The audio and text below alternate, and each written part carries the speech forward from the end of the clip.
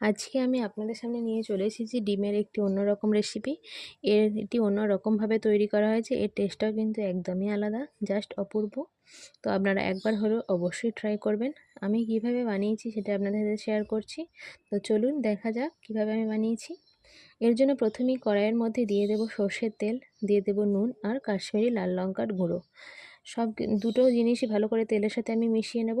এবার এর মধ্যে দিয়ে দেব সেদ্ধ করে রাখা ডিম। ডিমের গাগুলো আমি একটু ছুরি দিয়ে চিড়ে নিয়েছি যাতে করে ভেতরে মশলা ঢোকে। দেখুন ডিমগুলি লাল করে ভাজা হয়ে গেছে। এবার এগুলিকে আমি তুলে নেব।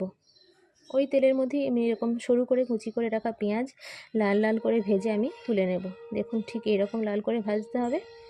ভাজা হয়ে গেছে, এবার আমি তুলে নেব। ওই তেলের মধ্যে ফোড়ন দেব শুকনো লঙ্কা, দারুচিনি, এলাচ আর লবঙ্গ। ফোড়নটা একটু ভাজা হয়ে গেলে দিয়ে দেব পেঁয়াজ, আদা, রসুন আর কাঁচা লঙ্কার পেস্ট।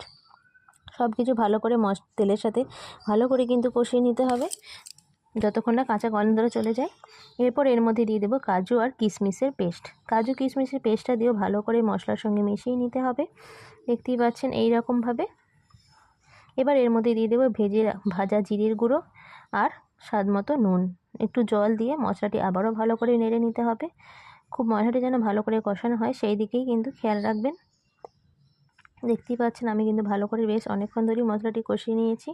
কষানো হয়ে গেলে তেল ছেড়ে এলে এবার দিয়ে দেবো ভেজে রাখা ডিমগুলো আর 1 বাটি মতো দুধ। অবশ্যই এই রান্নাটা দুধ দিয়ে চেষ্টা করবেন করার, এতে করে এর টেস্টটা আরও বেড়ে যায়, আরও বেশি ভালো খেতে হয়। দেখুন দুধটা দিয়ে আমি 5 থেকে 7 মিনিটের মতো ফুটিয়ে নিয়েছি। আমার ডিমের এই রেসিপিটি কিন্তু একদম রেডি হয়ে গেছে। এবার উপর থেকে আমি ছড়িয়ে দেব যে পেঁয়াজের বেরেস্তাগুলো ভেজে রেখেছিলাম সেইগুলো। কত সুন্দর দেখতে লাগছে দেখুন, খেতেও কিন্তু জাস্ট অপূর্ব হয়েছিল। আপনারা একবার হলেও বাড়িতে ট্রাই করবেন।